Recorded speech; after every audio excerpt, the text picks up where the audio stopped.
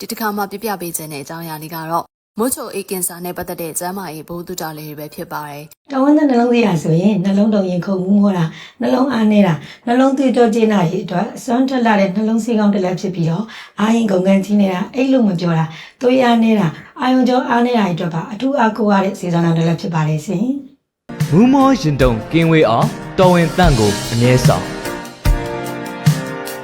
ကင်ဆာရောဂါအများစုကလူတွေမှာမတိမတာဖြစ်ပွားပြီးအသက်သေဆုံးတဲ့အထိဒုက္ခပေးတတ်ပါတယ်။မိုးချိုအေးကင်ဆာရောဂါကတော့ပုံရှိုးကွယ်ရှိုးနဲ့ဝမ်းပိုက်ရဲ့နောက်ကျောနားမှာကပ်ပြီးဖြစ်ပွားပြီးတော့ရောဂါလက္ခဏာတွေဖြစ်ပေါ်လာတဲ့အခါမှာတော့ပျောက်ကင်းအောင်ကုသပေးဖို့မလွယ်ကူတတ်တာကြောင့်အမှန်တကယ်တိတ်တဆိတ်အနီးကပ်လူသက်သမားလို့ခေါ်ဆိုနိုင်ပါတယ်။မိုးချိုအေးဟာခန္ဓာကိုယ်မှာမရှိမဖြစ်ခန္ဓာကိုယ်အစိတ်ပိုင်းဖြစ်ပြီးတော့အစာအိမ်ရဲ့အနောက်ဘက်နေရာမှာကန့်လန့်ဖြတ်ရှိနေတဲ့ရှေမျောမျောကိုအင်ကအစိတ်ပိုင်းဖြစ်ပါတယ်။မိုးချိုအေးကင်ဆာအမျိုးအစားတွေများပြားပေမဲ့အဓိကအားဖြင့်တော့2မျိုး2စားရှိကြပါတယ်။အစာချေဖြတ်တဲ့အင်ဇိုင်းတွေထုတ်ပေးတာနဲ့ဆိုင်တဲ့ကင်ဆာကတော့90%ခန့်ဖြစ်ပြီးဟော်မုန်းထုတ်ပေးတဲ့အပိုင်းကအနည်းအကျဉ်းမျှတာဖြစ်ပါတယ်။ယောဂလက္ခဏာတွေကလည်းကွဲပြားခြားနားကြပါတယ်။ဒီအမျိုးအစားနှစ်ခုစလုံးဟာအသက်40ကျော်တွေမှာဖြစ်ပြီးတော့အမျိုးသားတွေမှာပိုပြီးအဖြစ်များတာပါ။ဘလို့အကြောင်းချင်းရာတွေကမိုးချိုအေးကင်ဆာကိုအဖြစ်များစေတယ်လဲဆိုရင်တော့အသက်ကြီးသူတွေအမျိုးသားတွေနဲ့တချို့မျိုးနွယ်တွေမှာဒီကင်ဆာအဖြစ်ပိုများပါတယ်။ဆေးလိပ်ကိုကြာရှည်စွာတောက်သူတွေဟာတာမန်ထက်2ဆ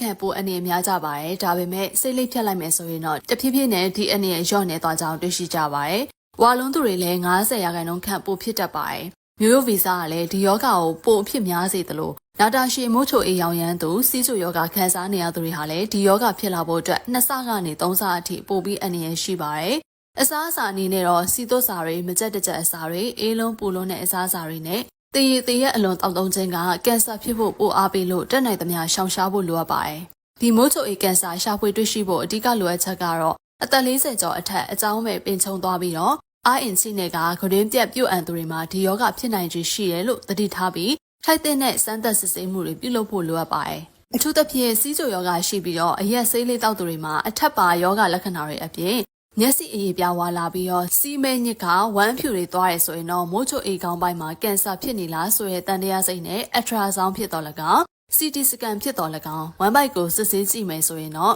အလုံးအဖုကိုမြင်တွေ့နိုင်ပါတယ်။အသားဝါပြီးသဲစိတ်အိတ်ဖောင်းကနေရင်တော့ကင်ဆာဖြစ်ဖို့အလားအလာပိုများပါတယ်။အခုပြပြပေးခဲ့ရတော့မိုးချိုအေးကင်ဆာနဲ့ပတ်သက်တဲ့ကျန်းမာရေးဘိုးတူတာတချို့ကိုပြပြပေးခဲ့ရဖြစ်ပါတယ်။